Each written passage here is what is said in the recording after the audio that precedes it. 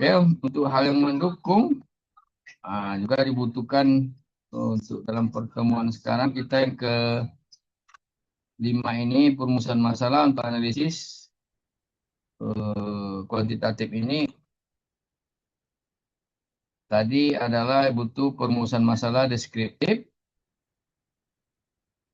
komparatif, asosiatif, pengaruh, rumusan masalah, dan bentuk rumusan masalahnya. Kemudian ada beberapa konsep teori yang perlu kita tinjau-tinjau gitu.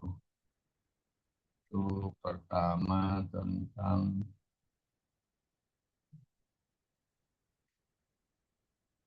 ini ya, rumusan masalah itu. Jadi perumusan masalah itu merupakan hal utama ya. Ini kalau menurut buku yang berjudul Buku Ajar Metodologi Penelitian, link bukunya sudah Bapak kirim ke grup di samping hal-hal bahan PDF untuk PowerPoint-nya sudah juga link buku ini sangat penting bagi seorang mahasiswa. Link buku itu adalah memang sumber ilmu setelah belajar secara singkat melalui buku-buku itulah diperdalam. Ya Bapak cuma mengasih saja ini garis besarnya saja nanti diperdalam melalui link buku yang ada ya. Kemudian dilanjutkan dengan ini tujuan dan alasan dalam melakukan penelitian berawal pada beberapa isu penting. Nah, jadi ini dia dengan melalui bukti-bukti dari literaturnya, umpamanya literatur itu bisa saja dari berita, informasi yang bisa dipertanggungjawabkan lah. Jangan isu-isu di kedai kopi. Nah, mendengar isu di kedai kopi, saya mau buat penelitian itulah. Itu nanti susah cari bahannya, cari barang bukti untuk hal yang meyakinkan gitu. Tapi kalau sudah ada beberapa berita terbit, umpamanya, itu masih bisa tuh. Jadi setelah mengenali permasalahannya, maka kita kan memiliki rumusan masalah yang belum sempurna. Jadi jika rumusan masalah ditulis dengan baik, maka memiliki kalimat yang baik itu. Jadi rumusan masalah yang baik itu bersifat orisinal, bagi pengetahuan masyarakat, diperoleh dengan cara-cara.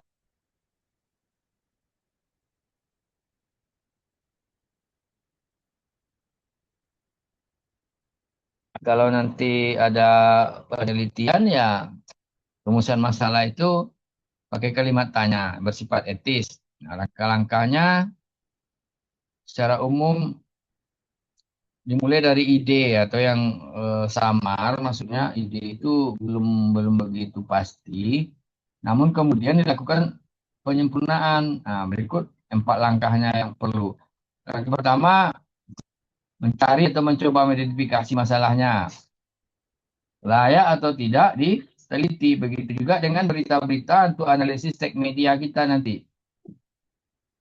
Kalau beritanya hanya biasa-biasa saja, tak, salah saya tak perlu berita itu untuk dianalisis, ya nggak perlu itu dijadikan bahan analisis. Makanya dalam mencarinya itu yang layak lah ya, yang layak untuk diteliti. Kalau nggak layak ya analisis teks media yang layak gitu. Yang layak itu di mana dapatnya? Ya berita-berita itu biasanya menarik. Ada nanti kategori-kategorinya. Kalau beritanya umum-umum dan rasanya tidak ada permasalahan di pemberitaan tersebut, ya nggak perlu diteliti. Langkah kedua yaitu membaca literatur, mengidentifikasi sumber ilmiah yang valid. Kalau seandainya literaturnya kurang, itu yang susah kita.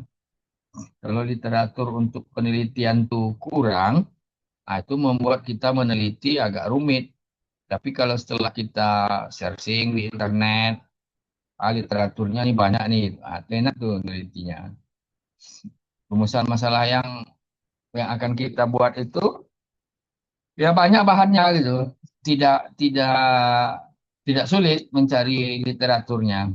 Literatur maksudnya yang pendukung untuk penelitian tersebut.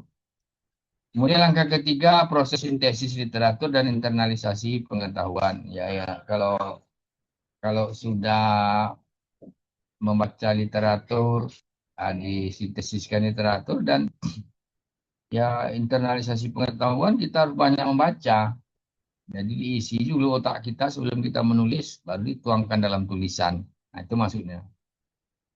Langkah terakhir itu langkah keempatnya berkonsultasi dengan pihak lainnya. Kalau seorang dosen, ya mungkin kalau seorang mahasiswa mungkin komunikasinya dengan dosen pembimbing nantinya. Jadi jadi memang kalau beberapa penelitian, kalau sistemnya di kampus kita, terkadang sebelum SK diterbitkan, mahasiswa itu sudah membuat judul sendiri. Nah, nanti baru keluar SK pembimbingnya.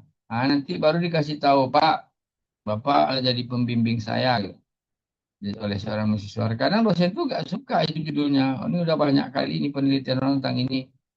Nah, kadang dosen itu minta rubah, dirubah lagi SK-nya. Yang sama lagi prosedurnya di kampus kayak gitu.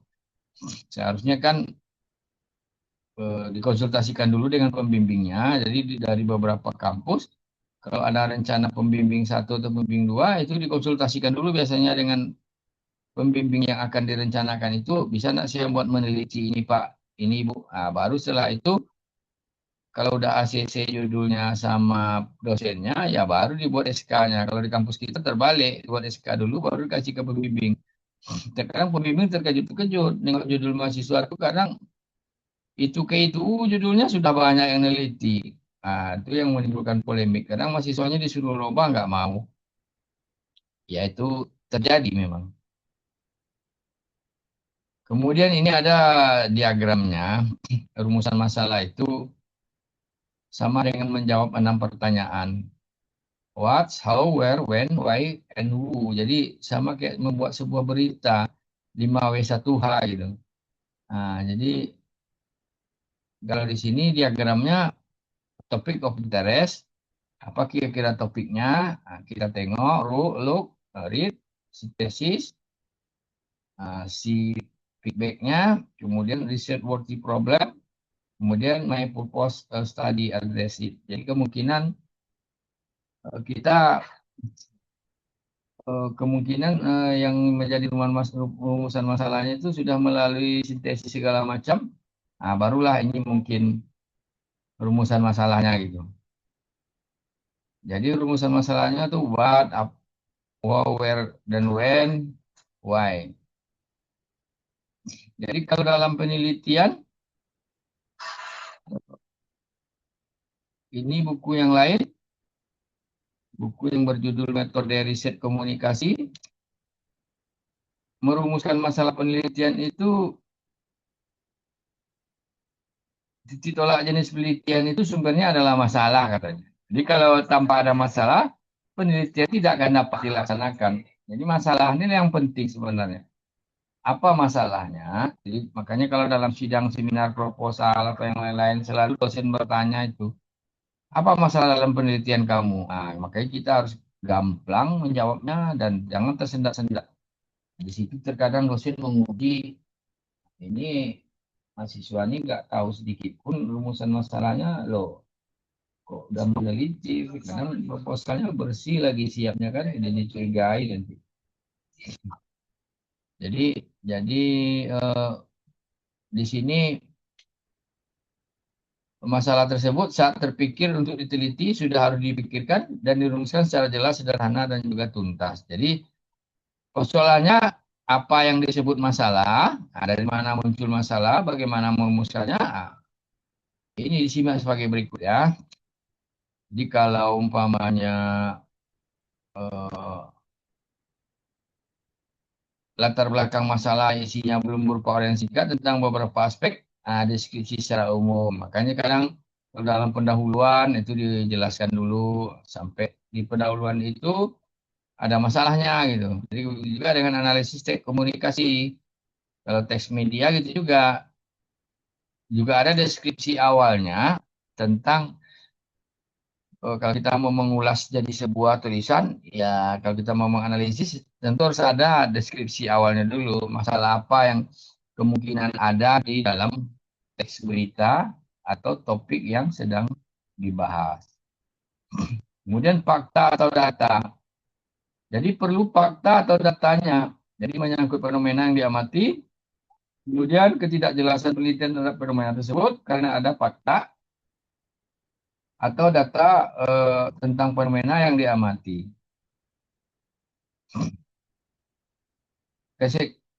Kesaksian peneliti atau data fakta menjelaskan fenomena yang diamati. Kemudian hasilnya adalah rumusan masalah yang bentuk dalam kalimat tanya. Nah, gini ya. Objek amatan kan belum jelas. Jadi makanya ada kalimat tanyanya dulu. Karena temuan tentang fenomena itu sebelumnya hanyalah bersifat penjajakan sehingga dapat dimulai menjadi untuk penelitian lebih baru. Jadi memang betul harus ada ketidaktahuan mengenai kelanjutan unsur-unsur dari proses yang diamati. Kalau kita sudah hafal pula kejadiannya, ya ngapain diteliti kan? Ini memang ketidaktahuan atau perlu penjajakan itu yang dimaksud. Ketidaktahuan mengenai berlangsung atau tidaknya satu teori atau temuan hasil penelitian-penelitian lain pada subjek atau lokasi yang berbeda. Jadi di sini memang perlu kebaruan atau novelty-nya namanya. Kalau memang penelitian itu masalahnya sama dengan sebelumnya, ya nggak perlu diteliti. Karena di penelitian sebelumnya ya otomatis sudah banyak sesuatu yang menggambarkan masalah-masalah tersebut. Jadi eh, tidak etis lagi diteliti, mengulang-ulangnya itu tidak akan menarik oleh orang. Kadang memang Bapak pernah menguji seminar proposal ya kalau nggak salah mahasiswa yang dia membuat judul eh, strategi komunikasi apa gitu di toko A di Vakansi Api-Api.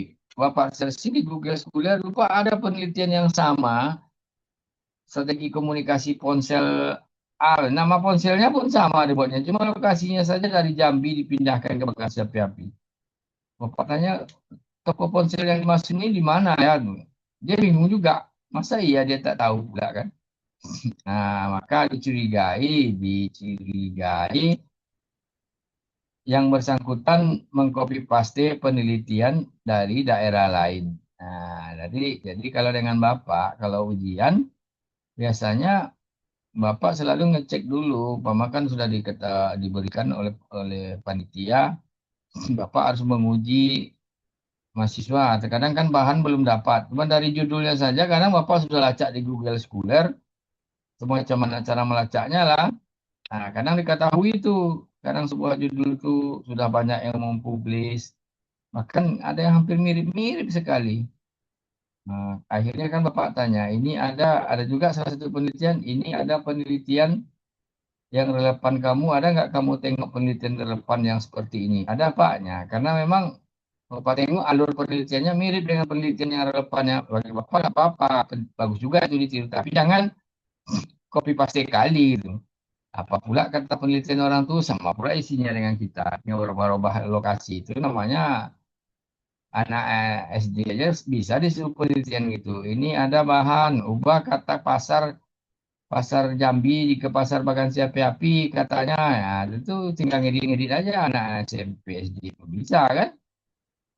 Kemudian contohnya rumusan masalah itu ya kalau dalam penelitian nanti bagaimana relasi komunikasi antar pribadi berpengaruh terhadap cara berbusana dalam setting acara formal. Jadi ada tanda tanyanya, kata tanyanya.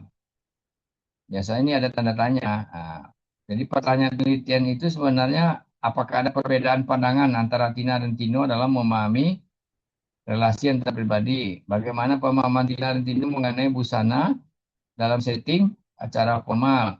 Sejauh mana pemahaman terhadap hubungan antar pribadi berpengaruh terhadap cara berbusana pada setting formal? Jadi dalam rumusan masalah seperti itu. Nah, nanti akan didapatkan sebenarnya ini tujuan penelitian berdasarkan rumusan masalah tersebut. Jadi rumusan masalahnya mempertanyakan perbedaan pandangan, tujuannya nanti harus mengetahui perbedaan juga. Kemudian bagaimana pemahaman? Ya tujuannya untuk mengetahui pemahaman. Jadi harus sinkron ya. Nah, mengetahui pemahaman. Kalau sini pertanyaannya sejauh mana pemahaman, jadi untuk mengetahui pemahaman terhadap relasi itu. Jadi sini tanda tanya, sini kata jawabnya dalam tujuan penelitian. Jadi tujuan penelitian itu lahir dari rumusan masalah. Kalau rumusan masalah belum ada, tujuan penelitiannya tidak bisa eh, keluar, dia tidak bisa kelar. Tapi di sini ada yang mau ditanyakan. Ini kita untuk kepentingan analisis teks media. Jadi dalam analisis teks media itu umpamanya ada sebuah berita yang lagi tren-tren, pernah waktu itu Gubernur Jakarta umpamanya Ahok gitu kan, eh, gara-gara diduga menistakan agama, dia ya, surat Anisa itu diinterpretasikannya menurut pengertian dia. Jadi waktu itu umat muslim ya bereaksi kan, tidak apa-apa. Tapi dari permasalahan yang terjadi itu, sejumlah media ya memberitakan dari sudut pandang yang berbeda-beda. Nah, maka itulah yang perlu dianalisis. Umpamanya salah satu koran kadang memuat berkali-kali beritanya dengan topik hampir sama, tapi dengan angle berbeda-beda. Nah, itu yang nanti perlu kita analisis dan kita tiru berbagai dengan nanti pengkoding namanya berbeda ya. Itu dari rumusan masalah. Ada yang bertanyakan sampai di sini?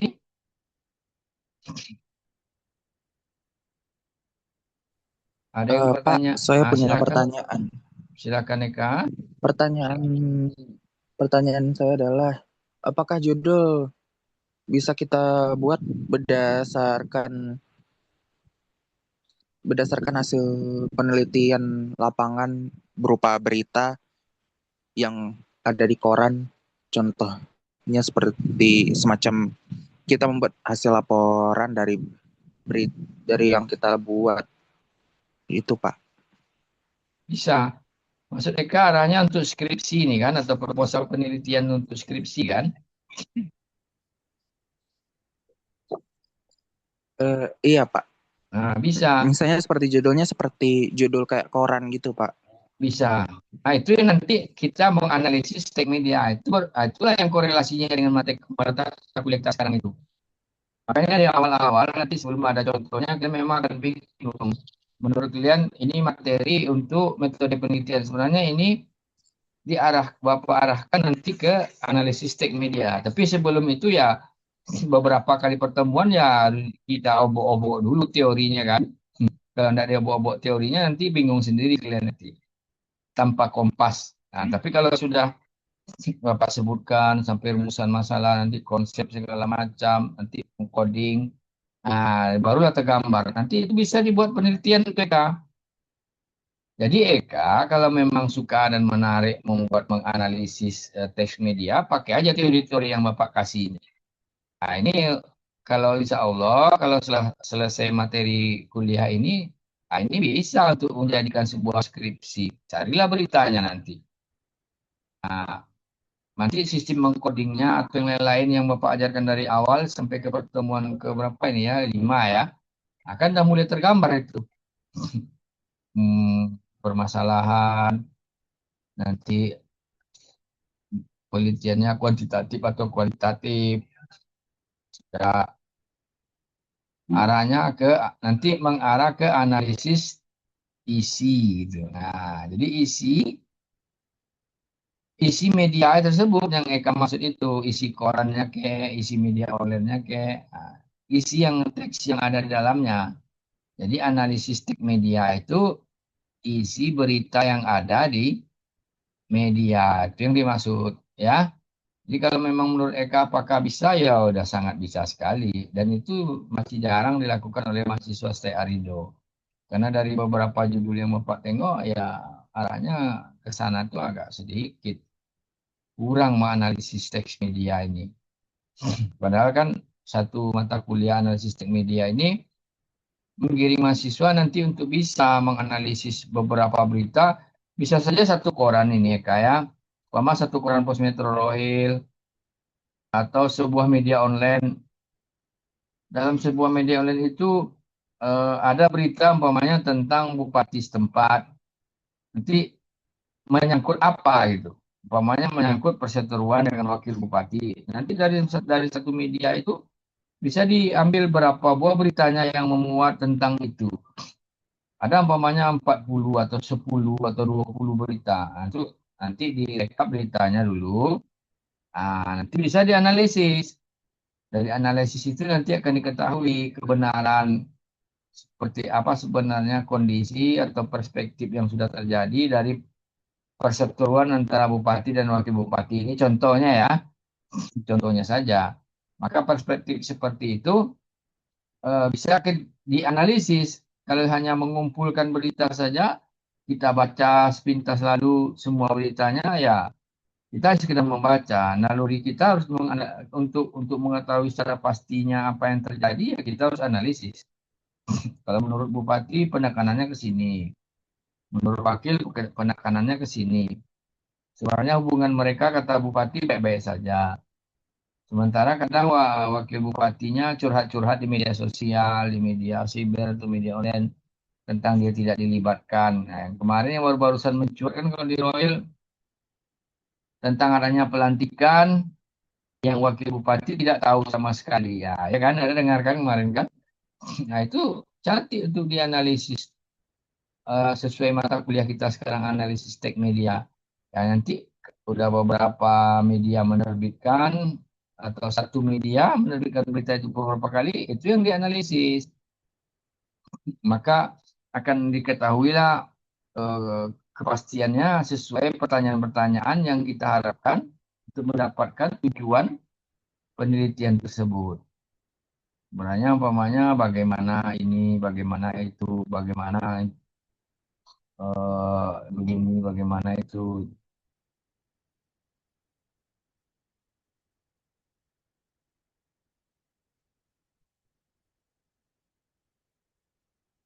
Oke, ada lagi Kak?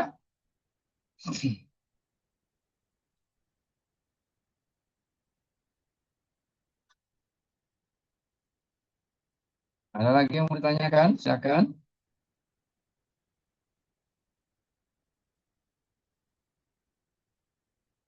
Ini eh, banyak itu ya, banyak gangguan jaringan ya. Sekarang Bapak tengok ada yang keluar masuk, ada yang baru masuk. Yang memang jaringan itu memang kadang agak sulit memang. Nah itu, ini udah gabung lagi Elpiana sama Nurul Fitria. Ada yang mau ditanyakan lagi Kak? Yang lain? Tidak ada, Pak. Terima kasih untuk informasinya. Jadi kita masuk ke dalam buku metode penelitian yang lain. Penelitian rumusan masalah itu oleh buku metodologi penelitian karangan Dr. Rukin, Rukin ya kalau salah pengarang ini. Dia bilang rumusan masalah adalah tahapan dari beberapa tahap untuk membuat sebuah karya ilmiah penelitian atau lainnya. Rumusan masalah memiliki posisi yang sangat penting. Nah, makanya rumusan masalah itu sangat penting. Itu juga dalam menganalisis teks media. Kalau beritanya biasa-biasa saja itu tak perlu dianalisis. Nah, tapi kalau seperti yang Bapak contohkan tadi ada perseteruan antara bupati dan wakil bupati, ini contoh aja ya. Nah, itu mungkin ada yang disebut dengan eh, sangat penting. Nah, salahnya penting itu yang diteliti. Nah, kemudian kita tidak mungkin pula akan mengetahui sebuah masalah itu hanya dari kedai-kedai kopi, itu tidak bisa dipegang. Tapi kalau sudah terbit di sejumlah media, itu bisa dipertanggungjawabkan isinya. Karena mungkin sebuah media itu tidak mungkin berani meliput sesuatu atau menerbitkan berita ya kalau tidak ada dasar-dasar tertentu. Dan seperti media sosial dan media-media mainstream yang beredar, umpamanya contohnya Wakil Bupati Joni Charles umpamanya ya, dia mengaku tidak tahu atau tidak diundang pelantikan pejabat umpamanya contoh. Ya, kadang karena udah ada video dia berbicara, akhirnya itu menjadi hal yang valid, itu boleh. Kadang diekspos di medsos, di media mainstream. Kemudian rumusan masalah atau riset question ini atau sering disebut juga dengan riset problem ini memiliki arti sebuah rumusan yang fenomena PW itu kedudukannya mandiri ataupun kejadian fenomena yang saling berkaitan satu sama yang lainnya. Nah, jadi penelitian masalah ini adalah bagian dari sebuah karya tulis ilmiah dan disertasi yang mendasar. Nah, jadi ini fungsinya ya. Fungsi rumusan masalah itu sebagai pendorong. Nah, jadi suatu kegiatan penelitian menjadi diadakan penyebab kegiatan penelitian itu yang ada dilakukan. Maksudnya gara-gara ada pemberitaan seperti itu, proses seruan ini contoh ya bupati dan wakil bupati itu yang mendorong penelitian itu kita buat dari analisis teks media umpamanya. Dari kita sudah membaca di media, rupanya ada perseteruan. Nah, itu bisa digunakan sebagai pendorong penelitian. Kemudian sebagai pedoman. Jadi penentu arah dan fokus dari satu penelitian itu kalau sudah ada rumusan masalahnya ya jangan lari dari situ. Jadi hanya ke sana aja, jangan kemana-mana. Nanti kalau melebar ke mana-mana, ya otomatis akan susah juga kan.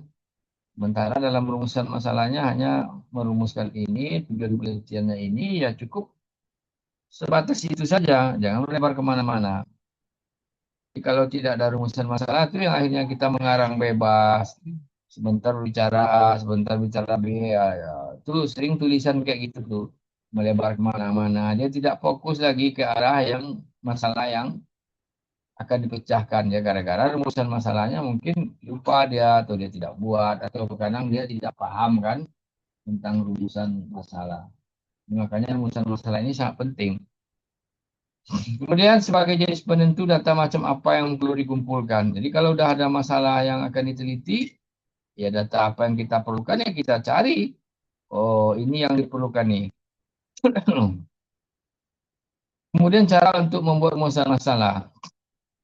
Nah, ini sama tipe karyanya dulu, sumbernya, referensinya, kemudian bentuk rumusan masalahnya. Itu rumusan masalah deskriptif, hmm, masalah komparatif, rumusan masalah asosiatif, sesuai PowerPoint kita tadi. Ah, rumusan masalah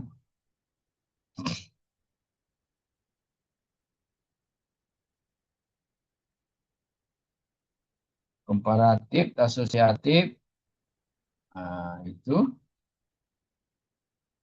Kalau apa pula tuh yang deskriptif? Rumusan masalah deskriptif, suatu rumusan masalah yang memandu peneliti untuk mengeksplorasi dan atau memotret situasi sesuai yang akan diteliti secara menyeluruh. Kalau komparatif, memandu peneliti untuk membandingkan. Jadi kalau komparasi itu perbandingan namanya. Perbandingan A dengan B, perbandingan A dengan AB gitu, A, B, B, C gitu. Kemudian rumusan masalah asosiatif. Hubungan masalah memandu peneliti untuk mengkonstruksi hubungan antara situasi sosial atau domain satu dengan yang lainnya. Jadi rumusan masalah asosiatif dibagi menjadi tiga pula kan? Ada pula tiga baginya. Bagi tiga, simetris, kausal, resiprokal. Jadi interaktif, hubungan kausal adalah hubungan yang bersifat sebab akibat. Jadi seperti itu, hubungan interaktif adalah hubungan yang saling mempengaruhi dalam penelitian kualitatif. Kalau kita tadi judulnya kan perumusan masalah untuk kuantitatif.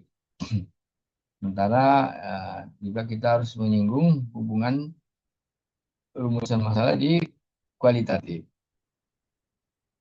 Kalau di kuantitatif, ya itu memang perlu variabel penelitian, sehingga rumusan masalah itu sangat spesifik kan. Nah, gunakan sebagai panduan ya, panduan. Jadi pertanyaan penelitian itu sangat penting. Nah, jadi kemudian ini kayak yang perlu itu, apakah peristiwa itu dihubungkan dengan peristiwa lain? Apakah peristiwa itu sama yang berbeda dengan peristiwa lain? Jadi pertanyaan-pertanyaan seperti itu, contoh rumusan masalah tentang kemiskinan umpamanya. Nah, bagaimana gambaran rakyat miskin di situasi sosial atau setting tertentu. Jadi berita tentang kemiskinan umpamanya. Ini waktunya tinggal semenit, nanti join lagi ya untuk pertemuan ke selanjutnya. Ini Bapak rasa untuk perumusan masalah sudah lumayan banyak nih contoh-contohnya. Ya, langkah-langkah perumusan masalah. Langkah satu, langkah dua bisa ditengok nanti di link buku yang Bapak kasih. Karena waktunya sudah mau habis. Ini fenomenanya. Oke, untuk pertemuan kelima kita cukupkan. Jadi ada beberapa materi penelitian atau contoh sudah bisa di buku-buku atau nanti bisa untuk penelitian bisa dicari sendiri. Dan nanti kita simpulkan